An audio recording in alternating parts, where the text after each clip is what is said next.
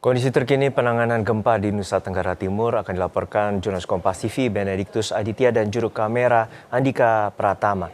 Bene, untuk saat ini kita mengetahui bahwa BNPB mencatat ada 70 orang meninggal dan 1.000 lebih orang terluka, bahkan 40.000 orang masih mengungsi. Lalu seperti apa penanganan gempa di wilayah Manggarai, terutama saat ini Anda berada di kawasan Manggarai, Nusa Tenggara Timur?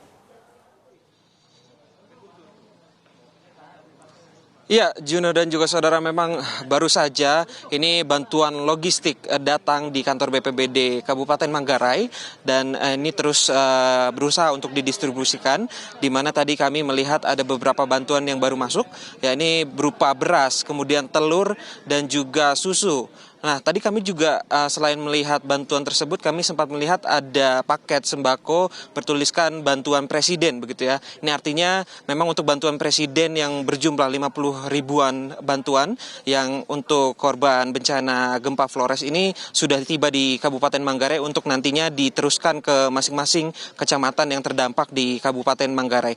Nah, kalau dari Kabupaten Manggarai sendiri kami menerima data dari BPBD Kabupaten Manggarai ada 21 ribuan pengungsi yang harus tinggal di tenda-tenda pengungsian karena mereka masih takut untuk kembali ke rumah ataupun rumahnya terdampak akibat gempa yang terjadi pada Sabtu lalu. Nah, 21 ribu pengungsi ini terdiri dari 10 kecamatan, di mana satu kecamatan paling parah ini terdapat di Kecamatan Reo, di mana 27 orang meninggal dunia dari total 70 orang meninggal pada gempa Flores pada Sabtu lalu begitu ya.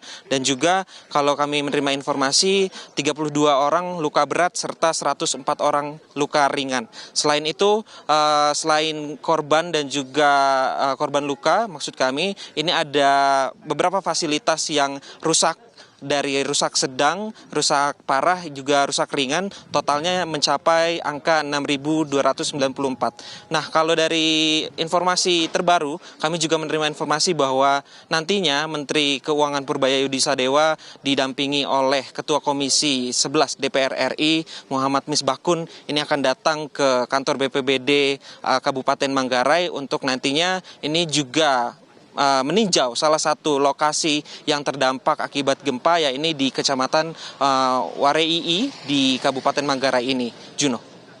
Ya, berdasarkan informasi juga untuk penyaluran bantuan terkendala dengan akses terutama jalan yang rusak pasca gempa. Untuk saat ini seperti apa dan apakah juga Menkyu ataupun pimpinan DPR meninjau ke lokasi-lokasi yang masih terisolir?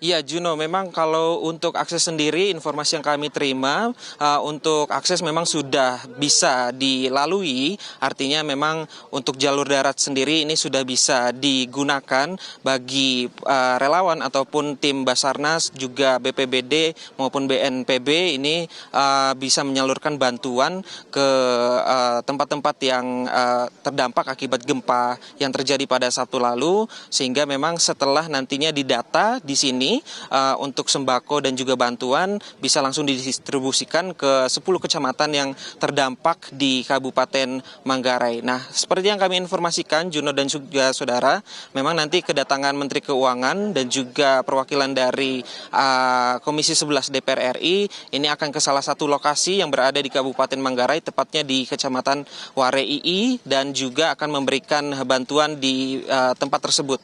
Begitu, Juno. Ya, Beni, untuk saat ini berdasarkan informasi BNPB dan juga Anda menemui sejumlah pengungsi di sana, apa saja kebutuhan yang paling dibutuhkan oleh warga saat ini? Ya, Juno dan juga saudara, setelah kami memang meliput di Kabupaten Manggarai selama beberapa hari ini, memang kami sempat bertanya kepada beberapa masyarakat yang terdampak dan juga pengungsi yang masih tinggal di tenda-tenda. Ini kebutuhan yang mereka butuhkan secepatnya adalah makanan, minuman, dan juga obat-obatan. 3 kebutuhan pokok tersebut yang mereka nantikan dari pemerintah, Juno. Baik, kita harapkan penyaluran bantuan bagi terdampak bencana gempa di NTT dapat tersalurkan dengan maksimal. Terima kasih atas laporan Anda, jurnalis Kompas TV Benediktus Aditya dan juga Andika Pratama dari kantor BPBD Manggarai, Nusa Tenggara Timur.